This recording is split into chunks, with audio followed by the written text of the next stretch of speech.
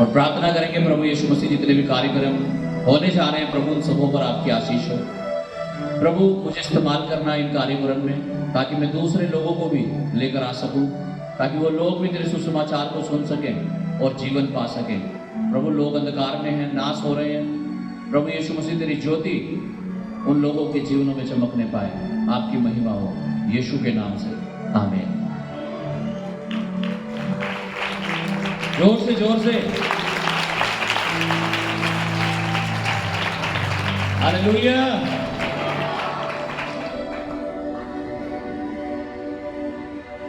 हम यीशु के लहू से शुद्ध किए जाते हैं, आमीन। किसके लहू से? यीशु के लहू से हम पवित्र किए जाते हैं, शुद्ध किए जाते हैं। लेकिन कई बार शैतान आपके पास आता होगा, आपको भ्रमित करता होगा, आपको कहता होगा तेरी प्रार्थनाएं कहां सुन रहा परमेश्वर, तू देख तो ले, तू तो ये गलत काम करे, है ना। या तो इंसान प्रार्थना करता है या वो पाप करता है, दोनों में से एक चीज होती है। हालेलुया। दोनों चीजें नहीं होती है। या तो एक इंसान आत्मिक है या वो शारीरिक है। यीशु ने कहा हाँ की बात हाँ और ना की बात ना। हालेलुया। या तो स्वर्ग है या नरक है, या जिंदगी है या मृत्यु है, या दिन है या रात है। हाँ की बात हाँ है और ना की बात ना है। या तो हम पापी हैं या हम पवित्र हैं। हालेलुया। जब हम यीशु के लहू में धुल चुके हैं, जब परमेश्वर ने हमारे गुनाहों को माफ कर दिया है, उसके बावजूद भी शैतान आपको कई बार निराश करता है आपके जीवन में। आप आत्मिकता में बढ़ना चाहते हैं, प्रार्थना में बढ़ना चाहते हैं, उपवास में बढ़ना चाहते हैं, संगति में बढ़ना चाहते हैं, लेकिन आप नहीं बढ़ पा रहे हैं। आपका अतीत, आपकी बीती हुई चीजें, वो बीते हुए पाप आपको स्मरण आते हैं, वो याद आते हैं। आप सोचते हैं ये क्या हो गया, ये क्यों हो गया मेरे जीवन में, मैं कैसे इससे बाहर निकलूं, मैं कैसे इन श्रापों से आजाद हो जाऊं। Hallelujah, hallelujah. आज का वचन आपके लिए बहुत महत्वपूर्ण है। आपको वचन को समझना है। हम पढ़ेंगे परमेश्वर का वचन, यूहन्ना अध्याय 8 पद 1 से 11 तक हम पढ़ेंगे। गॉस्पेल ऑफ जॉन, यूहन्ना रचित सुसमाचार अध्याय 8 पद 1 से 11। यूहन्ना उसका 8 अध्याय उसकी 1 आयत। परंतु यीशु जैतून के पहाड़ पर गया। भोर को वह फिर मंदिर में आया। सब लोग उसके पास आए और वह बैठकर उन्हें उपदेश देने लगा। तब शास्त्री और फरीसी एक स्त्री को लाए जो व्यभिचार में पकड़ी गई थी, और उसको बीच में खड़ा करके यीशु से कहा, हे गुरु, यह स्त्री व्यभिचार करते पकड़ी गई है। व्यवस्था में मूसा ने हमें आज्ञा दी है कि ऐसी स्त्रियों पर पथराव करें, अतः तू इस स्त्री के विषय में क्या कहता है? उन्होंने उसके परखने के लिए यह बात कही। हालेलुया। लेकिन लोग परखना चाह रहे थे यीशु मसीह को, और लोगों ने एक चाल चली। लिखा है एक औरत को उन्होंने व्यभिचार करते हुए पकड़ा, और लिखा जब वो औरत पकड़ी गई तो लोग उस औरत को पकड़कर यीशु के पास ले आए, और लिखा उसे बीच में खड़ा करके कहने लगे, हे परमेश्वर, वचन के अनुसार तो ऐसी स्त्री को पत्थर वहा करके पत्थर मार मार के मार देना चाहिए जो व्यभिचार करते हुए पकड़ी जाए। अब तू बता, तू उसके विषय में क्या कहता है? वो उसे परखना चाह रहे थे, उसकी गलती निकालना चाह रहे थे कि देखते हैं ये वचन को क्या कहेगा। Hallelujah, hallelujah. आइए समझते हैं इस स्टोरी को क्या हुआ। यहाँ पे पढ़िएगा। अतः उन्होंने परखने के लिए यह बात कही ताकि उस पर दोष लगाने के लिए कोई बात पाए। परंतु यीशु झुककर उंगली से भूमि पर कुछ लिखने लगा। जब वे उससे पूछते ही रहे तो उसने सीधे होकर उनसे कहा, तुम में जो निष्पाप हो वही पहले उसको पत्थर मारे। हालेलुया। देखिए यीशु मसीह जमीन पर बैठा हुआ था और कुछ लिख रहा था अपनी अंगुली से मिट्टी पे। जैसे आप लिखते होंगे कई बार बैठ के जमीन पे, आदमी जब भी बैठता है ना नीचे, और नीचे मिट्टी हो तो कुछ लिखने की कोशिश करता है, कुछ बनाने की कोशिश करता है। हालेलुया। तो यीशु मसीह बैठ गए और कुछ लिखने लगे, और फिर खड़े हुए और खड़े होकर कहने लगे, ठीक है, तुम कहते हो इस स्त्री को मार देना चाहिए, व्यभिचार इसने किया, इसे पत्थर मार के मार देना चाहिए, ठीक है, ओके, नो प्रॉब्लम। लेकिन एक बात सुनो, तुम में से जो निष्पाप हो, जिसने आज तक कोई पाप नहीं किया है, किसी ने कोई झूठ नहीं बोला, चोरी नहीं की, व्यभिचार नहीं किया, नशा नहीं किया, जो भी निष्पाप है, जिसके अंदर कुछ भी पाप नहीं है, कह रहे वो पहले इसे पत्थर उठा करके मारेगा। हालेलुया। 8 वचन। और फिर झुककर भूमि पर उंगली से लिखने लगा। परंतु वे यह सुनकर बड़ों से लेकर छोटों तक एक एक करके निकल गए और यीशु अकेला रह गया और वह स्त्री बीच में खड़ी रह गई। हालेलुया। लिखा है यीशु मसीह फिर जमीन पर झुककर बैठकर उंगली से कुछ लिखने लगा, और जैसे ही लोगों ने देखा यार ये तो कुछ लिख रहा है, उन्हें एहसास होने लगा यार ये मेरे पाप तो नहीं लिख रहे हैं। हो सकता है बहुत सारे लोग उस भीड़ में ऐसे हों जो इसी व्यभिचारिणी औरत के साथ सोए हों, जिन्होंने बहुत सारे झूठ बोले हों, जिन्होंने बहुत सारी बार नशा किया हो, बहुत सारे पाप किए हो, मर्डर किया हो, तरह तरह की पाप की अभिलाषाओं से होकर के वो गुजरे हों। लेकिन आज जब यीशु मसीह ने कहा तुम में से जितने भी आज तक कोई पाप नहीं किया, जो निष्पाप है वो इसे पहला पत्थर मारे। और लिखा भूमि पर बैठकर यीशु मसीह कुछ लिखने लगा। उनके अंदर भय आ गया, उनके अंदर डर आ गया, डर समा गया, और सोचने लगे, अपने अपने बारे में सोचने लगे होंगे सब लोग। सोच रहे यार मैंने तो गाली दी थी, मैंने तो चोरी करी थी, मैंने तो व्यभिचार किया था, मैंने नशा किया था, मैं झूठ बोला था, मैंने उसका बुरा किया था, मैंने उसका मर्डर किया था, मैंने उसको मार दिया था। हालेलुया। और जब ये सारी चीजें उनकी आंखों के सामने आने लगे होंगे उनके पाप, तो लिखा है परंतु वे यह सुनकर बड़ों से लेकर छोटों तक एक एक करके निकल गए और यीशु अकेला रह गया। हालेलुया। एक एक करके लिखा, वहां से सब लोग निकल गए, सारे चले गए। कारण क्या था? कारण यह था कि सबके जीवन में पाप था। परमेश्वर के वचन को जब हम पढ़ते हैं, बाइबल में लिखा है सबने पाप किया है। हालेलुया। और सब परमेश्वर की महिमा से रहित हैं। ऐसा कोई भी नहीं है इस दुनिया में, ऐसा कोई मनुष्य नहीं है जो ये कह सके मेरे अंदर कोई पाप नहीं है। हर एक के अंदर कुछ ना कुछ पाप छिपा हुआ है, सबने कुछ ना कुछ गलतियां की हैं, ऐसा परमेश्वर का वचन कहता है। और ऐसा हम देखते हैं, जब इंसान अपने जीवन को जांचता है वो इसे पाता है। वहां जितने लोग मौजूद थे, लिखा एक एक करके सब वहां से निकल गए और यीशु अकेला रह गया। और स्त्री वही बीच में जहां उसे खड़ा किया गया था वही खड़ी रह गई। 10 वचन में लिखा यीशु ने सीधे होकर उससे कहा, हे नारी, वे कहां गए जो तुझे पकड़ कर लाए थे? वे लोग कहां गए जो तुझे पत्थर मार मार के मारना चाह रहे थे? वो कहां गए? क्या किसी ने तुझे दंड की आज्ञा नहीं दी? क्या किसी ने भी तुझे पत्थर उठा करके नहीं मारा? उसने कहा, हे प्रभु, किसी ने नहीं। हे प्रभु, किसी ने नहीं। यीशु ने कहा, मैं भी तुझ पर दंड की आज्ञा नहीं देता, जा और फिर से पाप ना करना। हालेलुया। यीशु मसीह कह रहा ठीक है जा, लेकिन एक काम कर, फिर से पाप मत करना। मेरे प्रियो, जब हम मसीह में अपने जीवन को जीते हैं, परमेश्वर आज इस वचन के द्वारा हमें समझाना चाहता है कि हमें भी आज तक जो गलतियां हमने की, ठीक है, हो गई आपसे गलती। Hallelujah, hallelujah. गलती होना नो प्रॉब्लम, आपने कर दी गलती, कोई बात नहीं। लेकिन आज यीशु मसीह आपसे कहता है, तो फिर से पाप मत करना। आज तक शायद आपने हजारों बार गालियां दी होंगी, झूठ बोला होगा, चोरियां की होगी, व्यभिचार भी किया हो, शायद नशा भी किया हो, शायद आप परमेश्वर से, प्रार्थनाओं से, वचन से दूर थे, शायद परमेश्वर से दूर थे।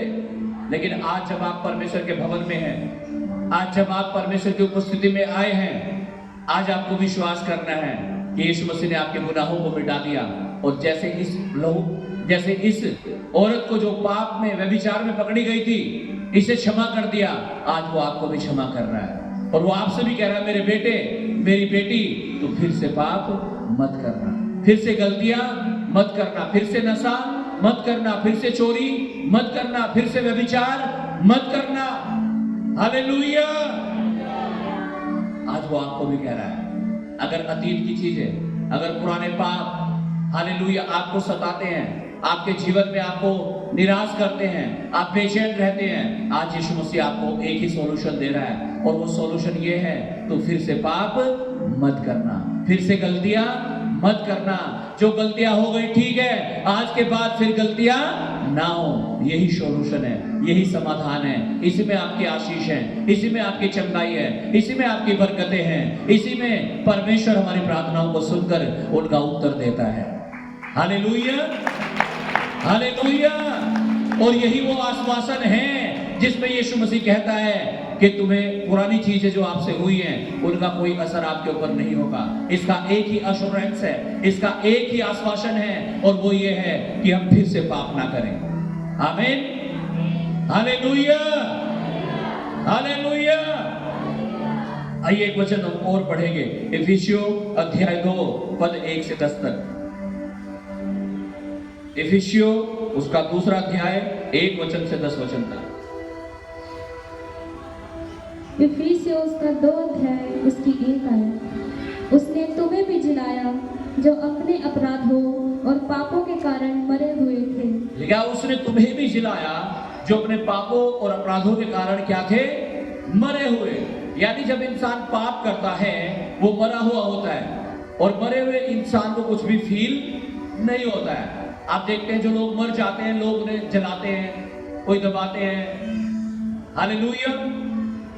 और किसी के पोस्टमार्टम भी होते हैं तो बिल्कुल भी नहीं कहते यार मुझे आंच लग रही है, मुझे निकालो, मिट्टी में दबे हुए। ये नहीं बोलते कि भाई मुझे क्यों दबा रहे हो, मुझे बहुत बोझ लग रहा है, मुझे ये नहीं, सांस नहीं आ रहा है। जिनके ऊपर छड़ी हथौड़े चलते हैं, जब पोस्टमार्टम होते हैं, मशीनें चलती है, वो ये नहीं कहते भाई मुझे क्यों कर रहे, वो मरे हुए हैं, उन्हें कुछ भी फील नहीं होता है। हालेलुया। कई बार इंसान मरा हुआ होता है, शरीर में तो उसे लगता है मैं जिंदा हूं, लेकिन आत्मिक रूप से वो मरा हुआ होता है। और जब इंसान आत्मिक रूप से मरा हुआ होता है, वो गालियां दे, वो नशा करे, शराब पिए, व्यभिचार करे, गलत चीजें करे, उसे कोई एहसास नहीं हो रहा है। हालेलुया। लेकिन जब हम मसीह के लोग हैं, जब हम परमेश्वर के लोग हैं, बाइबल में लिखा है हम पाप के लिए तो मरे हुए हैं और परमेश्वर के लिए जीवित हैं। आमीन, हालेलुया। दुनिया में उल्टा है, जो लोग मसीह यीशु को विश्वास नहीं करते वो पाप के लिए तो जीवित हैं, परमेश्वर के लिए आत्मिक रूप से मरे हुए हैं। आप उन्हें प्रार्थना करने के लिए बोलेंगे हाँ कैसी प्रार्थना, हालेलुया, हालेलुया।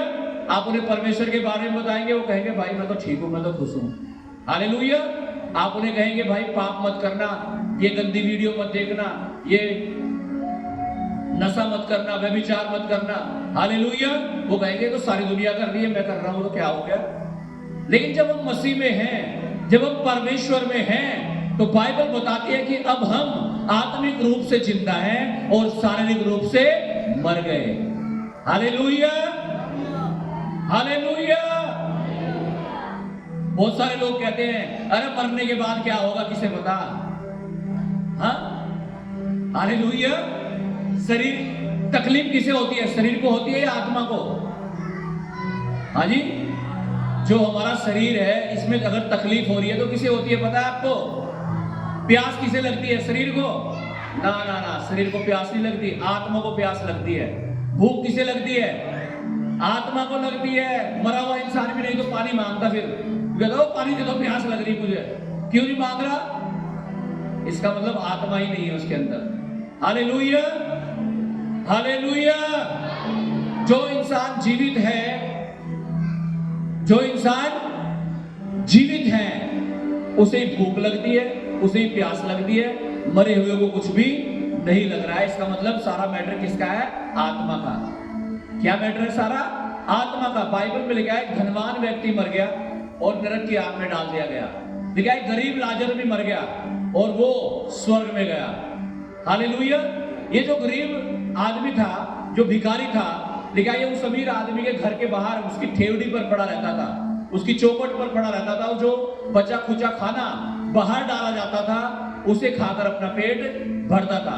अब जब उस धनी आदमी ने देखा ये गरीब आदमी वहां स्वर्ग में और मैं यहाँ नरक में, और ये इतना तड़फ रहा, इतनी प्यास लग रही इसे वहां पर कि ये कह रहा मुझे पानी चाहिए, और कह रहा हे पिता एक काम कर, ये जो लाजर है तेरी गोद में, इसे इससे कहें कि अपनी उंगली को पानी में भिगोकर मेरी जीभ पर रखे।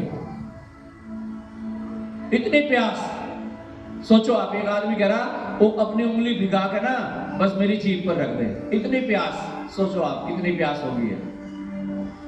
कहां है वो? नरक में। पिता ने कहा एक बात सुन भाई, तुम्हारे और हमारे बीच में एक खाई है, उधर वाले इधर नहीं आ सकते और इधर वाले उधर नहीं जा सकते। नो चांस, कोई मौका अब नहीं है मेरे प्रियो। जब तक हम जीवित हैं तब तक हमें अपने आप को परमेश्वर के हाथों में समर्पित करना है। हालेलुया। जब तक आप जीवित हैं अपनी आदतों को सुधार लो, मरने के बाद तो क्या होगा? कुछ भी नहीं, कोई मौका नहीं है। Hallelujah, hallelujah. अगर आप चाहते हो परमेश्वर आपको ब्लेस करे, तो जैसे परमेश्वर के वचन में लिखा है, उसने तुम्हें जिलाया जो अपने अपराधों और पापों के कारण मरे हुए थे। हालेलुया। मरे हो को कुछ भी फील नहीं होता। गाली दे दो, चोरी कर लो, व्यभिचार कर लो, नशा कर लो, लेकिन जो जीवित होता है ना उसे सब एहसास होता है ये पाप है, मुझे ये नहीं करना है, मुझे चोरी नहीं करनी, मुझे व्यभिचार नहीं करना, मुझे नशा नहीं करना। Hallelujah, hallelujah. लेकिन अगर हम शारीरिक रूप से जीवित हैं और आत्मिक रूप से मरे हुए हैं तो फिर हमें पवित्रता और पाप में फर्क नहीं कर सकते। अगर आप चाहते हैं कि आप पवित्रता का जीवन जिए, परमेश्वर को भाने वाला जीवन जिए, एक ऐसी जिंदगी जिए कि परमेश्वर की स्वर्ग की आशीषें हमारे जीवन में आए, तो हमें आज्ञाकारी होना होगा, हमें फिर से पाप नहीं करना होगा, हमें पवित्रता के रास्ते पर चलना होगा। हालेलुया। लेकिन जिनमें तुम पहले इस संसार की रीति पर और आकाश के अधिकार के हाकिम अर्थात उस आत्मा के अनुसार चलते थे जो अब भी आज्ञा न मानने वालों में कार्य करता है। पढ़िएगा आगे 3 से 11 तक। इनमें हम भी सब के सब पहले अपने शरीर की लालसाओं में दिन बिताते थे। पहले हम भी सब के सब कैसे दिन बिताते थे? शरीर की लालसाओं में। शरीर कैसी लालसाएं करता है? बाइबल में लिखा है सबसे अधिक अपने मन की रक्षा कर, और सबसे अधिक धोखा देने वाला अगर कोई चीज बताई गई है बाइबल में, वो बताया गया मन। सबसे ज्यादा धोखा कौन देता है? कौन देता है? मन है। और यहां लोग क्या कहते हैं कहावत, अरे सुनो सबकी, करो अपने मन की। बाइबल में लिखा मन सबसे अधिक धोखा देता है, मन की कभी मत सुन लेना। Hallelujah, hallelujah. किसकी सुननी है? परमेश्वर की सुननी है, वचन की बात हमें सुननी है। आमीन, हालेलुया। मन तो कहेगा दारू पी ले, मन तो कहेगा इसके सिर में लट मार दे, मारोगे? हाँ, मन तो कहेगा गंदी वीडियो देख ले, तो देखोगे? मन तो कहेगा भाग जा, छोड़ दे, तोड़ दे, फोड़ दे, पता नहीं क्या क्या कहेगा मन तो। मन के अनुसार हम नहीं चल सकते। हालेलुया। शरीर के अनुसार हम नहीं चल सकते। बाइबल में लिखा है हमें आत्मा और वचन के अनुसार चलना है जो परमेश्वर ने हमें दिया है। बाइबल में लिखा है मन सबसे अधिक वस्तुओं में धोखा देने वाला है। मन सबसे अधिक धोखा देता है, सबसे अधिक धोखा देता है मन। हालेलुया। इसलिए हमें मन के अनुसार नहीं चलना। लिखा है इनमें हम भी सबके सब पहले अपने शरीर की लालसाओं में दिन बिताते थे और शरीर और मन की इच्छाएं पूरी करते थे। शरीर और मन कैसी इच्छाएं करता है? संसारिक। आत्मा कैसी इच्छा करता है? आत्मिक। प्रार्थना कर ले, उपवास कर ले, वचन पढ़ ले, संगति में चला जा, उपवास कर ले, महिमा कर ले परमेश्वर की। आमीन। लेकिन हम अगर आत्मिक नहीं है, शारीरिक हैं, तो हम आत्मा की बातों को नहीं समझ पाते। इसलिए मेरे प्रिय, परमेश्वर चाहता है हम आत्मिक हो जाएं, शारीरिक ना बने। हालेलुया। पढ़िएगा 4 वचन।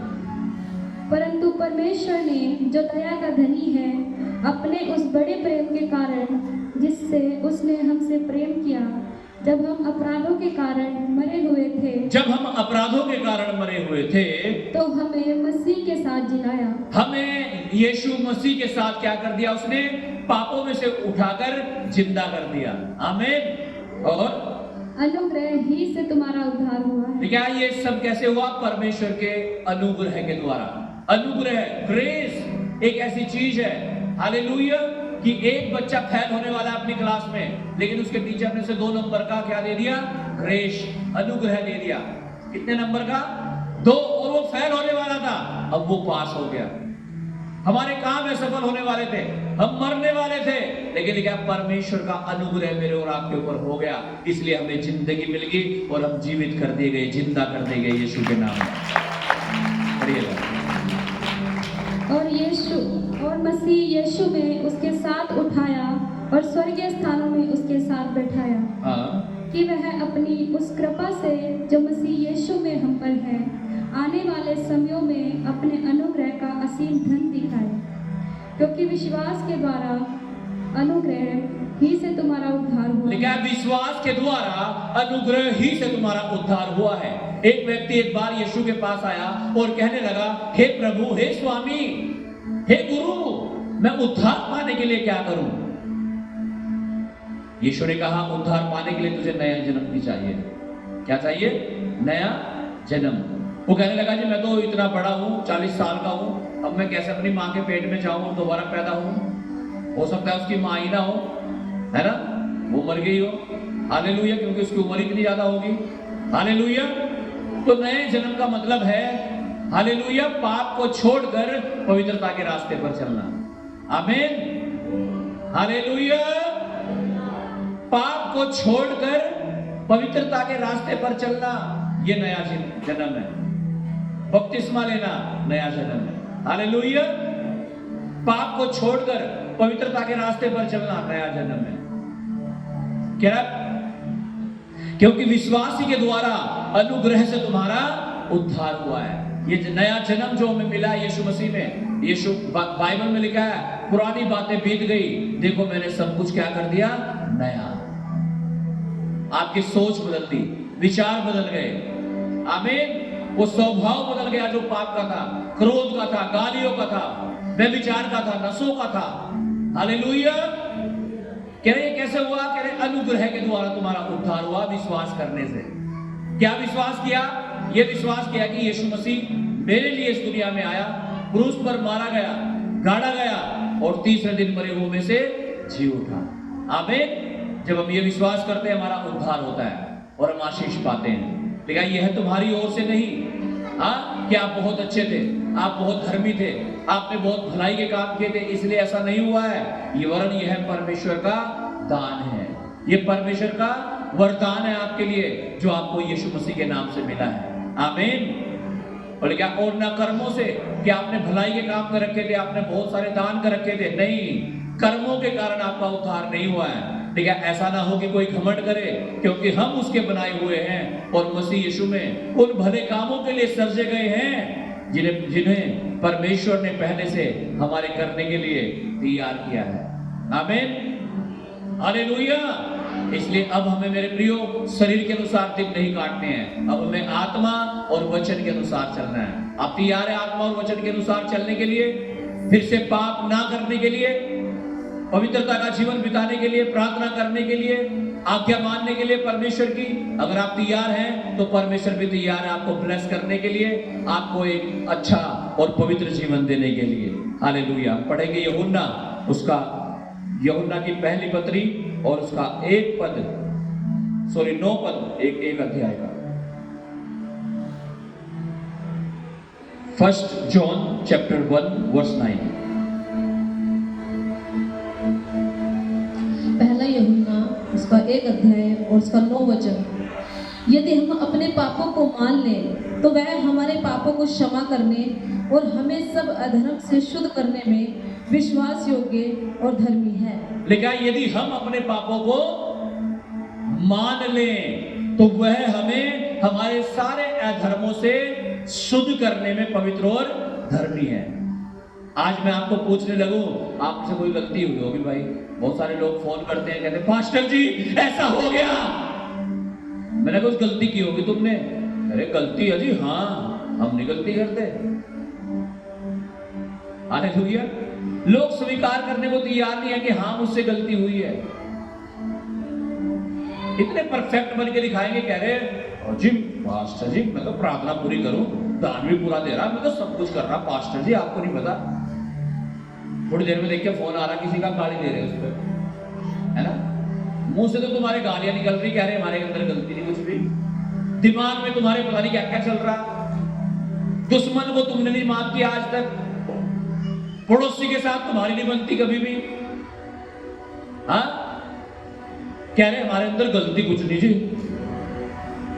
यही सीख रहे हो क्या वचन में? हालेलुया। लिखा गाली के बदले गाली मत दो, बुराई के बदले बुराई मत करो। क्या बुराई के बदले क्या करो? भलाई। गाली के बदले क्या दो? आशीष। और हम बदला लेने को तैयार है। कोई छेड़ तो देख बार, जान वाली कौन है मैं, हाँ? जान तेरी कौन हूं मैं? हालेलुया। अपनी पहचान को समझो। बाइबल में लिखा है जिन लोगों ने यीशु को क्रूस पर चढ़ाया, यीशु ने कहा हे पिता तू इन्हें क्षमा कर, क्योंकि ये नहीं जानते ये क्या करते हैं। अभी की कहानी आपको बताता हूं। अमेरिका में एक चार्ली कैल्विक, एक प्रभु का बेटा था, चार्ली कार्की ऐसा कुछ नाम था उसका। हालेलुया। उसे किसी ने गोली मार दी, प्रभु का दास था, गोली मार दी किसी ने। बहुत हजारों लाखों लोग उनके पास थे। हालेलुया। एक इंस्टीट्यूशन में वो थे, सफाई करते थे, तो वहां पर किसी ने, एक लड़के ने उसे पूरी गोली मार दी। उनकी पत्नी आई स्टेज पे कुछ दिनों के बाद, 2-3 दिन के बाद जब वो स्टेज पर आई, आपने वो वीडियो शायद देखी, वो इंग्लिश में है, मुझे नहीं पता आपकी समझ में आई होगी नहीं। हालेलुया। लेकिन इंटरनेट पे, इंस्टाग्राम पे हर जगह वो वीडियो बहुत ही वायरल है आजकल। हालेलुया। जिसमें वो कह रही हो that man who killed my husband, कह रही मेरा पति को, वो आदमी जिसने मारा है, आई फॉरगिव हिम, कह रही मैं उसे इसलिए क्षमा कर रही हूँ क्योंकि यीशु मसीह ने हमें क्षमा किया है। और यीशु मसीह ने उन्हें भी क्षमा किया था जिन्होंने उसे क्रूस पर चढ़ाया था। हालेलुया। वो चाहती उसे फांसी की सजा करवा सकती थी। यहाँ भारत, हमारे देश में थोड़ा कानून लेट एक्शन लेता है, कोर्ट में पड़े रहते हैं मामले, लेकिन जब विदेशों में जाते हैं तो वहां एकदम होते हैं जजमेंट, तुरंत। हालेलुया। तुरंत वहां पर वो चाहती तो उसे फांसी पे या उसे गोली मरवा सकते थे, कानून तो यही होगा वहां का। हालेलुया। इसकी जान ले ली जाए, लेकिन उसने कहा आई फॉरगिव हिम, मैं उसे क्षमा करती हूँ। यहाँ लोग माफ करने को तैयार नहीं है। वो लड़ी थी मेरे साथ, उसे नहीं बुलाना शादी में, उसके घर नहीं जाना, वो ये।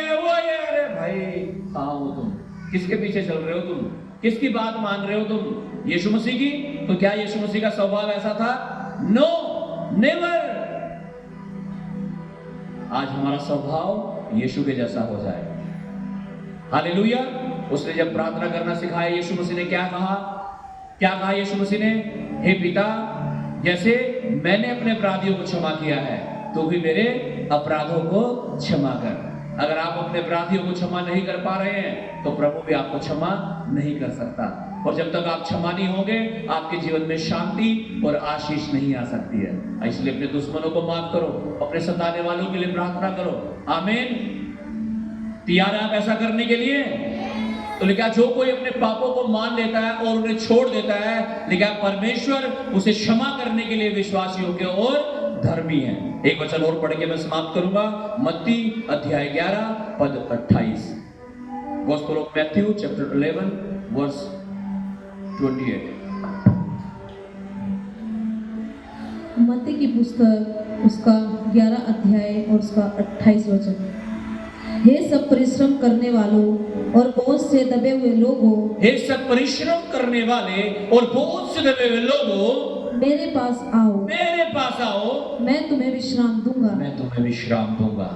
आज यीशु मसीह आपको विश्राम देना चाहता है। अगर आप उसके पास आना चाहते हो तो आप तैयार है परमेश्वर के पास आने के लिए?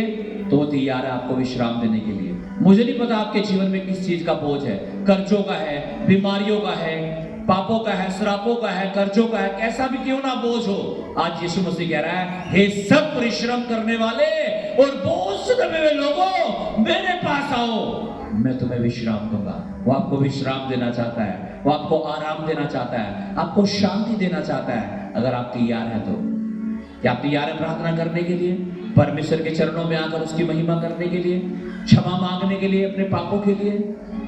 परमेश्वर तैयार आपको ब्लेस करने के लिए, आपको ऊंचा करने के लिए। अपने हाथों को उठाएं सब जन, धन्यवाद करें, खड़े हो जाएं सब जन प्रभु की उपस्थिति उसकी हजूरी में। Hallelujah, thank you Jesus, thank you Lord, hallelujah, hallelujah, hallelujah. अपने हाथों को उठाओ, पश्चाताप करो, तौबा करो।